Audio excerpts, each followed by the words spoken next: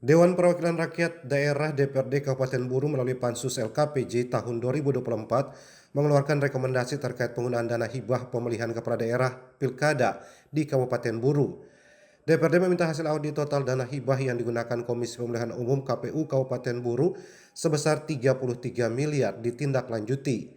Wakil Ketua Pansus LKPJ Kabupaten Buru, Muhammad Rustam Fadli Tukuboya menyatakan keprihatinannya atas dukungan ketidakcukupan anggaran yang mengakibatkan belum terbayarnya hak-hak panitia pemungutan suara PPS di 82 desa pada bulan Desember 2024 dan Januari 2025.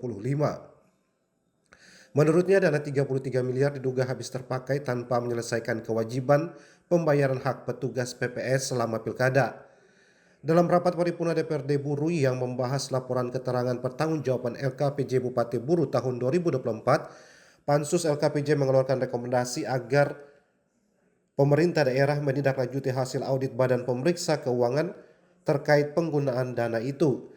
Ia menyebut lembaga penegak hukum jika ditemukan indikasi penyalahgunaan anggaran atau perbuatan melawan hukum. Tukuboya menegaskan bahwa anggaran hibah harus digunakan sesuai peruntukannya dan mengacu pada rancangan yang telah dibuat oleh KPU. Ia menilai ketidakcukupan anggaran yang mengakibatkan tunggakan pembayaran petugas PPS menjadi masalah serius yang membutuhkan penyelesaian. Pada saat kami undang memang mereka dari sisi kesiapan data tidak siap dengan alasan data kaitan dengan penggunaan anggaran 33 miliar itu semuanya hangus terbakar. Tapi tentunya kami akan terus memantau kaitannya dengan penggunaan atau hibah anggaran 33 miliar itu. Sebelumnya pihak DPRD telah mengundang KPU Buru dalam rapat kerja untuk membicarakan hal tersebut.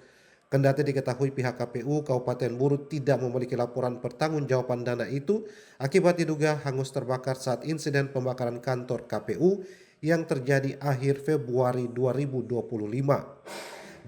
Dari Namlea, kontributor TVRI RN Stasi Jawa melaporkan.